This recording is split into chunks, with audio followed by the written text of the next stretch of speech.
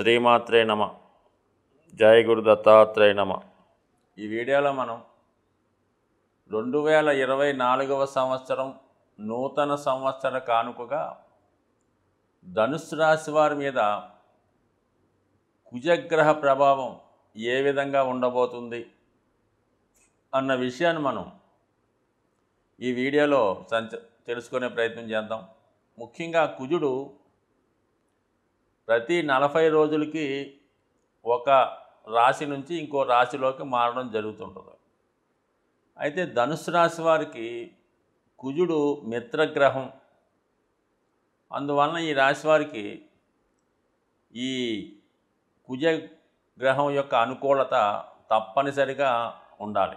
కుజుడు ఈ రాశి వారికి ఎంత బలంగా ఉంటే వారి ఆలోచనలు అంత బలంగా అమలు చేయగలరు. మనసులో ఉన్నటువంటి కోరికలు నెరవేర్చుకోగలరు. ముఖ్యంగా జాతకుడికి సరే చదువుకునేటప్పుడు బాల్యంలో ప్రేమ వివాహం సక్సెస్ అవ్వాలన్నా, అతను ఏ విద్య నేర్చుకోవాలనుకుంటాడో ఆ చదువుకోవాలన్నా, అలాగే అతని జీవిత ఆశయం నెరవేరాలన్నా కూడా కుజుడు తప్పనిసరిగా బలంగా ఉండాలి. కుజుని యొక్క బలం లేనిదే జాతకుడు జీవితాంతం ఇతరుల మీద ఆధారపడుతూ, వివాహానికి ముందు తల్లిదండ్రుల మీద, వివాహం తర్వాత భార్య మీద, కొంతకాలం తర్వాత పిల్లల మీద ఆధారపడుతూ ఎటువంటి పౌరుషం లేకుండా జీవితాన్ని గడుపుతూ ఉంటారు కుజుడు జాతకంలో బలహీనంగా ఉన్నప్పుడు. సో అటువంటి కుజుడు ఈ రాశి వారికి పంచమ వ్యయాధిపతిగా ఉంటున్నాడు. సో ఆ కారణం వల్ల కుజుడు తప్పనిసరిగా ఈ జాతకంలో బలంగా లేకపోతే జాతకుడు చేసిన స్వయంకృపరాధం వల్ల, అంటే సెల్ఫ్ మిస్టేక్స్ వల్ల, జాతకుని యొక్క సరదాల కోసమో సంతోషం కోసమో కేవలం అతని యొక్క వ్యసనాల వల్ల నష్టపోయే అవకాశం ఎక్కువగా ఉంటుంది. సో ఆ కారణం వల్ల ఈ రాశివారు వ్యసనాల జోలికి వెళ్లకుండా దైవ మార్గంలో ఆధ్యాత్మికంగా నిజాయితీగా ఉండాలన్నా కూడా కుజుడు కంపల్సరీగా పాపగ్రహ సంబంధం లేకుండా చాలా బలంగా ఉండాలి. కుజుడు ఏమాత్రం ఈ జాతకులకి ధనుసు రాశి వారు, ధనుసు లగ్నం వారికి బలహీనంగా ఉన్నా వారికి వివాహం అవడం ఆలస్యం అవుతుంది. వివాహం తర్వాత కూడా ఇబ్బందులు ఎదుర్కొంటారు. సంతానం కూడా ఎందుకు పనికిరాని వారిగా తయారవుతుంటారు. అలాగే జాతకుడు వ్యసనాల వల్ల రుణాగ్రస్తుడై మొత్తం సంపాదించింది, పెద్దలిచ్చింది కూడా పోగొట్టుకోవడం కూడా జరుగుతుంటుంది. సో ఈ రాశి వారికి కుజుడు అంత ఇంపార్టెంటు. మరి పూర్వపుణ్య స్థానాధిపతి కూడా కుజుడు అవ్వటం వల్ల జాతకుడు పూర్వపుణ్యాన్ని బట్టి కుజబలం ఏర్పడుతుంటుంది. సో ఆ కారణం వల్ల మరి ఈ రాశి వారికి ఈ సంవత్సర ప్రారంభంలో 2024 ప్రారంభంలో కుజుడు రాశి యందు ఉండగానే సంవత్సరం ప్రారంభమైంది. 100% ఇది ఒక అదృష్ట యోగంతో ప్రారంభమైందని చెప్తాను నేను. కారణం ఏంటంటే భాగ్య లగ్నాధిపతిలో పరివర్తన. ఎప్పుడన్నా సరే లగ్నాధిపతి కానీ, ధనాధిపతి కానీ, దశమాధిపతి కానీ, భాగ్యాధిపతితో కానీ, పంచమాధిపతితో కానీ, లగ్నాధిపతి, రాజ్యాధిపతి ఈ గ్రహాల యొక్క పరివర్తన జాతకుడికి విశేషమైనటువంటి యోగాన్ని ఇవ్వడం జరుగుతుంటుంది.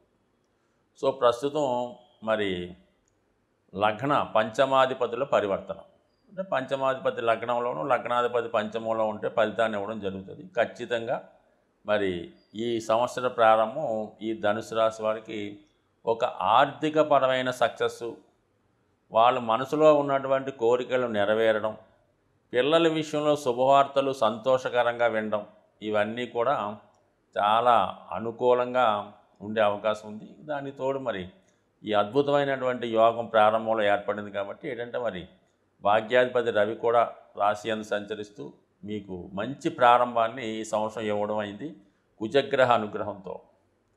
ఫిబ్రవరి 5వ తారీఖు నుంచి మార్చి 15 వరకు మరి ధనస్థానంలో తన ఉచ్చస్థానంలో సంచరిస్తున్నాడు కుజ భగవానుడు. అందువల్ల మీకు ఈ సమయంలో భూముల వల్ల, స్థిరాస్తుల వల్ల, సంతానం వల్ల, తోడబుట్టిన వారి వల్ల, స్నేహితుల వల్ల అభివృద్ధి కలుగుతుంది. వచ్చిన ధనాన్ని సద్వినియోగపరుచుకొని ఏదో ఒక దాంట్లో ఇన్వెస్ట్మెంట్ చేయడం జరుగుతూ ఉంటుంది. కుటుంబ సభ్యుల యొక్క అభివృద్ధి మీకు ఆనందదాయకంగా సంతోషకరంగా ఉండే అవకాశం ఉంది. అలాగే కుటుంబం విషయంలో శుభకార్యాలు జరగడం, కుటుంబం యొక్క ప్రతిష్ట విపరీతంగా పెరగడం, మీరు చెప్పిందే వేదనంగా శాసనంగా తయారవుతుంటుంది. మీ మాటకి తిరుగుండదు. ఖచ్చితంగా చాలా అనుకూలమైన స్థితి ఫిబ్రవరి 5 నుంచి మార్చి 15 వరకు చూస్తారు. మార్చి 15 నుంచి ఏప్రిల్ 23 మధ్యలో కూడా చాలా అనుకూలంగా ఉంటుంది. కుజుడు 3వ స్థానంలో విజయస్థానంలో సంచరించడం వల్ల జాతకుడికి వృత్తిలో విజయం జరుగుతుంది. అలాగే మధ్యవర్తిగా మీరు చేసే వ్యవహారాలు రాణిస్తాయి. అలాగే కొత్త వారితో పరిచయం అవుతుంది, కొత్త విషయాలు తెలుసుకుంటారు. మొత్తం మీద ఇది కూడా అనుకూలంగా ఉంది. దాని తర్వాత ఏప్రిల్ 23 నుంచి జూన్ 21 4వ స్థానంలో సంచారం. వ్యయాధిపతిగా ఉన్నటువంటి కుజుడు 4వ స్థానంలో సంచరించడం, పంచమాధిపతి 4వ స్థానంలో సంచరించడం, ఈ రెండూ కూడా జాతకుడికి మరి భూములు స్థిరాస్తి సంబంధించిన విషయాల్లో అభివృద్ధి రావడం, అలాగే భూముల మీద స్థిరాస్తుల మీద పెట్టుబడి పెట్టడం, అలాగే విదేశ ప్రయత్నాలు ఫలించడం, లేదంటే విదేశ ప్రయాణాలు చేయడం, అలాగే ఇతర ప్రాంతాల్లో మీ యొక్క వ్యాపారాన్ని విస్తరించడం, ఇవన్నీ కూడా కొత్త అనుకూల ఫలితాలు ఏర్పడతాయి. అలాగే జూన్ 1వ తారీఖు నుంచి జూలై 12 మధ్యలో సంతాన విషయంలో శుభవార్తలు వినడం, స్పెక్యులేషన్ కలిసి రావడం, ప్రేమ విషయాలు సక్సెస్ అవ్వడం జరుగుతాయి. జూలై 12 నుంచి ఆగస్టు 26 వరకు కూడా 6వ స్థానంలో కోర్టు సమస్యల నుంచి పరిష్కారం లభిస్తుంది. కొత్త విషయాలు తెలుసుకుంటారు, రుణ ప్రయత్నాలు ఫలిస్తాయి, రుణ విముక్తులు అవుతారు.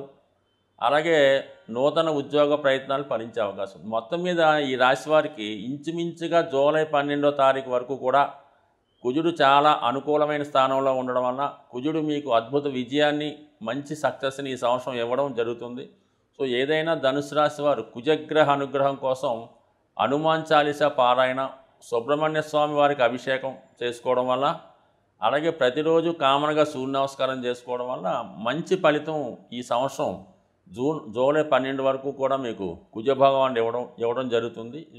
ఈ కారణం వల్ల మీరు స్థిరాస్తి కొనుక్కోవడం కానీ, ఏదైనా ఆస్తి విషయాలు కలిసి రావడం కానీ, కోర్టు సమస్యల నుంచి విముక్తి కానీ తప్పక లభించే అవకాశం ఉంది. సాధారణంగా మనం ఈ వార ఫలాలు కానీ, దిన ఫలాలు కానీ తెలుసుకున్నప్పుడు మరి వేగంగా సంచరించే గ్రహాలైనటువంటి శుక్ర, బుధ, కుజ, రవి, చంద్రగ్రహాల్ని తీసుకోవడం జరుగుతుంటుంది.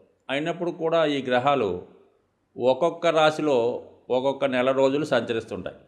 మరి రోజు ఫలితాలు చెప్పుకున్నప్పుడు, వార ఫలితాలు చెప్పుకున్నప్పుడు దేన్ని బేస్ చేసుకోవడం జరుగుతుందంటే చంద్ర గమనాన్ని ఆధారంగా చేసుకోవడం అన్నది ఇంపార్టెంట్గా జరుగుతుంటుంది.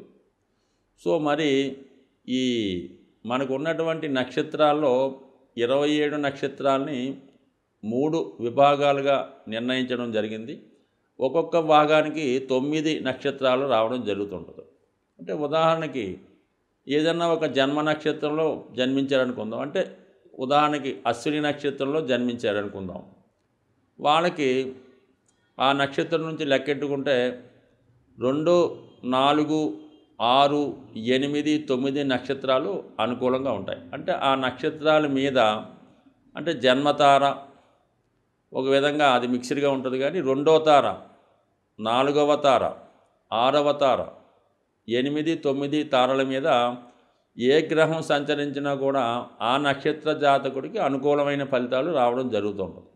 అంటే ఉదాహరణకి అశ్విని, మఖ, మూల నక్షత్ర జాతకులకి ప్రస్తుతం శని శతభిష నక్షత్రం మీదకి మారడం వల్ల ఈ నక్షత్రాల వారికి శని సాధన తార మీద ప్రయాణం చేస్తూ ఉంటాడు. అందుకని వీళ్ళు చేపట్టిన కార్యక్రమాలు విజయవంతంగా పూర్తవడం, న్యాయస్థానంలో విజయం లభించడం ఇలాంటివి లభిస్తూ ఉంటాయి. అదే భరణి, పూర్వాషాఢ, అలాగే పుబ్బ నక్షత్రాల వారికి 5వ తారలో శని సంచరిస్తున్నాడు శతభిష అవటం వల్ల వాళ్ళకి 100% వ్యతిరేక ఫలితాలు రావడం, చేపట్టిన కార్యక్రమాలు ఫెయిల్ అవ్వడం జరుగుతుంటుంది. ఈ విధంగా తారాబలాన్ని కూడా బేస్ చేసుకొని ఈ వార ఫలితాలు మనం ఇంకా డెప్త్గా తెలుసుకోవడం వల్ల ఇంకా సూక్ష్మమైన ఫలితాలు రావడం జరుగుతుంటుంది. సో ఏదైనా జన్మజాతకంలో మనకి పుట్టినప్పుడు ఉన్నటువంటి గ్రహస్థితి, వాటి యొక్క దశల మీద మాత్రమే జీవితం ఎక్కువ 70% ఆధారపడి ఉంటుంది. దానికి సపోర్ట్ చేసే విధంగా గోచారం అనేది ఒక 30% ఉంటుంది కాబట్టి కొంతవరకు వాళ్ళ స్థితిని బట్టి కొన్ని కరెక్ట్ అవ్వచ్చు, కొన్ని జరగకపోవచ్చు. సో ఈ కారణం వల్ల ఏంటంటే వీటినే బేస్ చేసుకోకుండా జన్మజాతకంలో మంచి దశ జరుగుతున్నప్పుడు వాళ్ళకి మంచి గోచారం వస్తే ఆటోమేటిక్గా జాతకం బాగుంటుంది. అదే జన్మజాతకంలో ఏలినాటి శని, అష్టమ శని ఇలాంటివి జరుగుతున్నప్పుడు, అలాగే శని మహాదశ జరుగుతున్నప్పుడు గోచారరీత్యా కూడా ఏలినాటి శని గట్ట వచ్చినప్పుడు ఖచ్చితంగా జాతకుడు ఇబ్బంది పడుతుంటాడు. బట్ ఏదైనా వెరీ సూక్ష్మంగా నిలుచుకున్న వారికి ఈ తారాబలం ఇంపార్టెంటు. అలాగే చంద్రబలం మనకు ఉన్నటువంటి జన్మరాశి నుండి చంద్రుడు ఏ రాశిలోకి మారుతున్నాడు, అదే 8వ రాశిలోకి వచ్చినప్పుడు చంద్రుడు ఇబ్బంది కలగడం, అనేక సూక్ష్మంగా ఈ జ్యోతిష్ శాస్త్రం సాగుతూ ఉంటుంది. ఇంకా డెప్త్గా తెలుసుకున్న వాళ్ళు మీకు సమీపంలో ఉన్నటువంటి ఒక నిజమైన జ్యోతిష్కుడిని సంప్రదించి మీ యొక్క ఇబ్బందుల్ని అలా వాటిని పరిష్కరించుకునే ప్రయత్నం చేసుకోవచ్చు. అంటే జాతకంలో ఉన్న ప్రతి సమస్యకి పరిష్కారం ఉంటుంది. అది నిజాయితీగా క్రమశిక్షణతో నమ్మకంతో చేసుకుంటే 100% ఆ సమస్య పరిష్కారం అయ్యే అవకాశం ఉంది. స్వస్తి.